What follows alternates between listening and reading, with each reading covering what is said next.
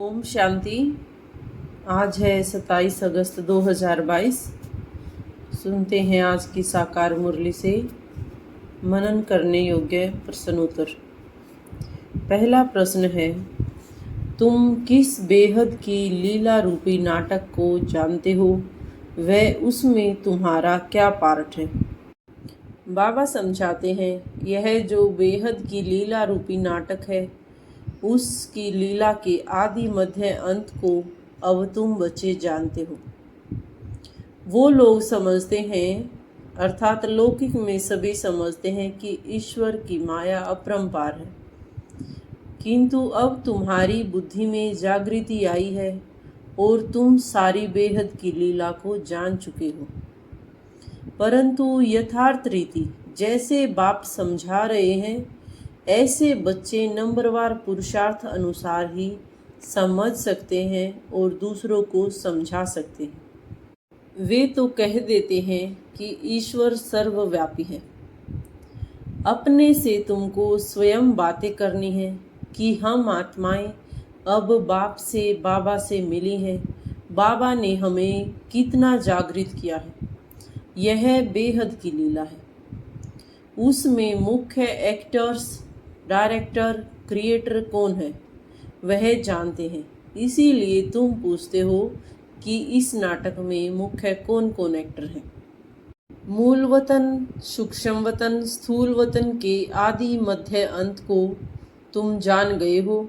ब्रह्मा और विष्णु का पार्ट यहाँ चलता है। विष्णु का रूप है एम ऑब्जेक्ट, अर्थात हमारा लक्ष्य है विष्णु जैसा रूप लेना। यह पद हमें पाना है। तो बाबा कहते हैं, तुम बच्चे अभी कितने समझदार बन गए हो। आदि से लेकर अंत तक तुम सब कुछ जान गए हो। स्थूल में जब ड्रामा देखने के लिए जाते हैं तो ज़रूर आदि मध्य अंत सारा देखेंगे, तो बुद्धि में हमेशा रहेगा कि हमने यह देखा है। और फिर जब दोबारा देखने की चाहना होगी तो भी देख सकते हैं। लेकिन वह तो हुआ हद का नाटक। तुम तो बेहद के नाटक को जान गए हो कि सतयुग में जाकर क्या प्रारब्ध पाएंगे। अर्थात जब तुम सतयुग में चले जाएंगे तो फिर यह सारा नाटक भूल जाएंगे और फिर दोबारा से संगम युग का समय आने पर ही यह ज्ञान मिलेगा। ये सब समझने की बातें हैं। आज बाप का फरमान कौन सा है जिससे विकारों रूपी पीड़ा से बच सकते हैं? आज बाबा का फरमान है कि 7 रोज की भट्टी में बैठना है। परंतु किसी किसी के लिए 7 रोज बैठना भी बड़ा मुश्किल है, सुनने से ही घबरा जाते हैं। फिर उनको समझाना चाहिए कि तुम आधा कल्प से विकारों के रोगी बन गए हो। 5 विकारों रूपी भूत लगे हुए हैं, अब तुम उनसे पीड़ित हो।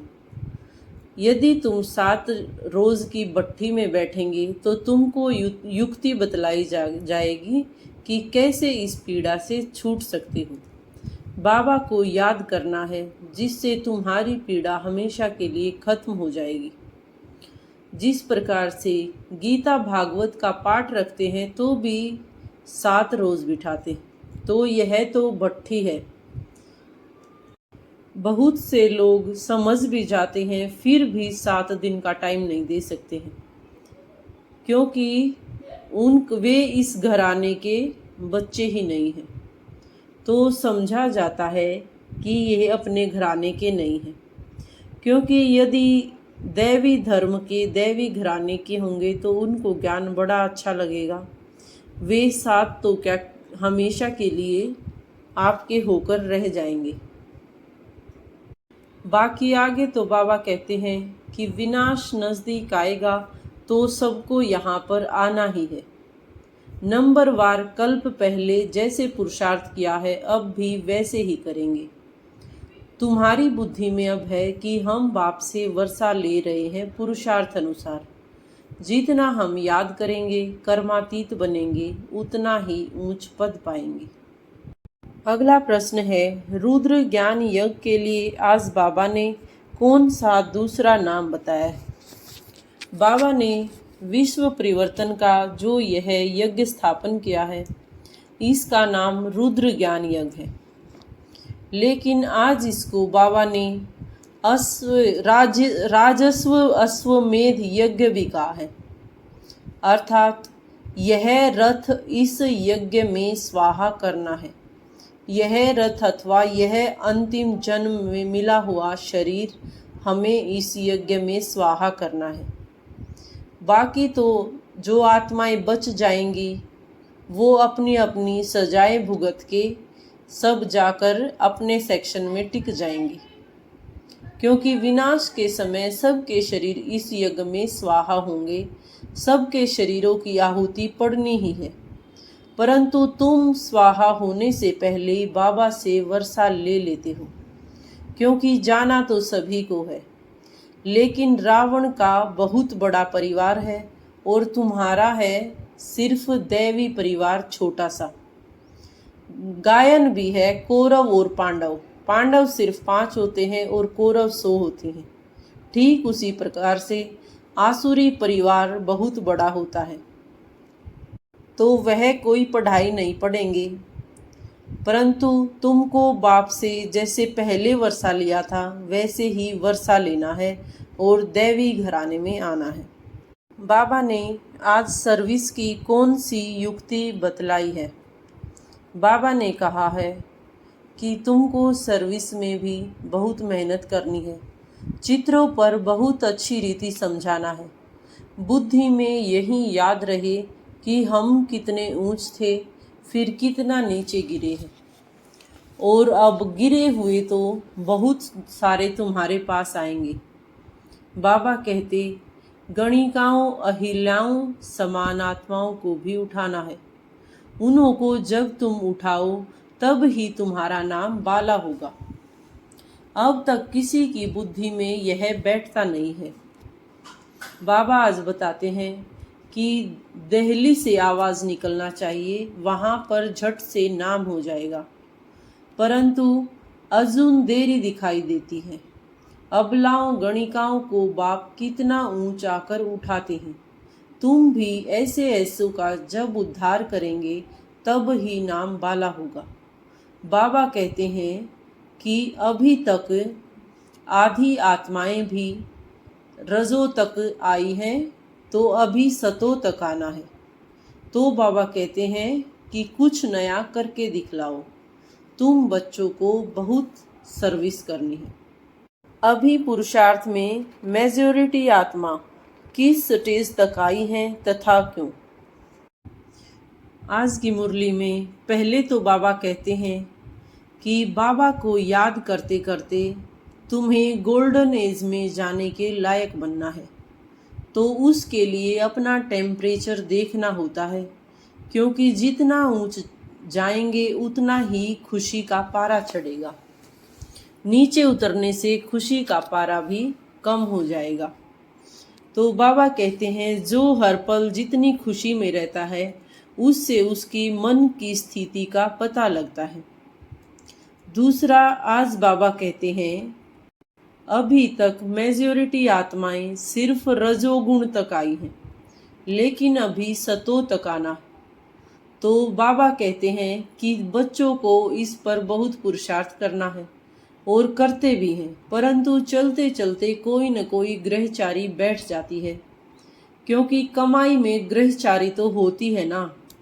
माया रूपी बिल्ली बेहोश कर देती है। आगे बाबा कहते हैं कि बच्चे तो खुद समझ सकते हैं कि बाप दादा के दिल पर कौन चढ़ सकते हैं, इसमें संशय की कोई भी बात नहीं है। बाबा कहते कि तुमको ड्रामा की हर सीन जो भी चल रही है वह साक्षी होकर देखनी है। ड्रामा में जो नूंद है सो ही पार्ट चलना है। इसमें माया आदि में फंसने की कोई भी आवश्यकता नहीं है। ड्रामा के पट्टे से बच्चे गिर पड़ते हैं, क्योंकि जिनको समझ में नहीं आता, जिनको ड्रामा पे निश्चय नहीं होता, वे गिर पड़ते हैं। तो आगे बाबा कहते तुम क्यों गिरते हो? ड्रामा में जो नूंद है, जो फिक्स है, वही तो होता आ रहा है ना। यह सारा ड्रामा का खेल समझने का है, इसमें संशय की कोई भी बात नहीं हो सकती है। आगे बाबा बोलते कि कितने बच्चे संशय में आकर पढ़ाई छोड़ देते हैं और अपना ही भविष्य और जीवन खराब कर लेते हैं। तो किसी भी हालत में संशय बुद्धि नहीं बनना है। बाप को पहचाना, फिर बाप में संशय कैसे आ सकता है। बच्चे जानते हैं कि हम पतित पावन बाप के पास जाते हैं पावन बनकर। जो पावन बनेंगे वहीं फिर पवित्र दुनिया में चलेंगे और अमर बनेंगे। सन्यासियों व तुम्हारी पवित्रता में क्या अंतर है? बाबा ने कहा, सन्यासियों की पवित्रता हद की पवित्रता होती है, सिर्फ इस एक जन्म की पवित्रता होती है, क्योंकि जब वे शरीर छोड़कर जाएंगे तो वे दोबारा से फिर इसी पतित दुनिया में जन्म लेंगे और पतित बन जाएंगे। बाकी तुम ऊंच से ऊंच पवित्र बनते हो। तुम ऐसा पवित्र बनते हो कि पवित्र दुनिया के मालिक बनते हो और फिर 21 जन्म तक पवित्र रहते हो। तो बाबा हम पार्वतियों को अमरपुरी के लायक बनाते हैं। यह अमर कथा पार्वतियों को अमरनाथ बाबा शिव ही सुना रहे हैं। बच्चे आए हैं बेहद के बाबा के पास, तो वर्षा तो लेना ही है। यहाँ सागर के पास आते ही हो रिफ्रेश होने के लिए, फिर जाकर सबको आप समान बनाना है। संतुष्ट मणि आत्माओं की क्या विशेषता होती है? आज का बाबा का वरदान है, संतुष्टता के खजाने द्वारा हद की इच्छाओं को समाप्त करने वाले सदा संतुष्ट मणि भव। बाबा समझाते, जिनके पास संतुष्टता का खजाना है उनके पास सब कुछ है, क्योंकि वे थोड़े में ही संतुष्ट रहते हैं। उन्हें सर्व प्राप्तियों की अनुभूति होती है। और जिसके पास संतुष्टता नहीं, तो वे सब कुछ होते हुए भी उनके पास कुछ नहीं है, क्योंकि असंतुष्ट आत्मा सदा अपनी इच्छाओं के वश में होती है। उसकी एक इच्छा पूरी होगी तो 10 इच्छाएं और उत्पन्न हो जाएंगी। इसीलिए बाबा ने हमें स्लोगन दिया है, हद के इच्छा मात्रम अविद्या। हद की इच्छा से अनजान हो जाएं, तब कहेंगे संतुष्ट मणि। आज का बाबा का स्लोगन है, स्मृति का स्विच सदा ऑन रहे तो मूड ऑफ हो नहीं सकती। स्मृति अर्थात बिंदु स्वरूप में टिके रहें तो मूड कभी ऑफ नहीं हो सकती। आज की मुरली से स्वमान है, मैं परम पवित्र आत्मा हूँ। मैं विश्व रूपी स्टेज पर एक्यूरेट पार्ट बजाने वाली हीरो पार्टधारी आत्मा हूँ। धन्यवाद। ओम शांति, ओम शांति, ओम शांति।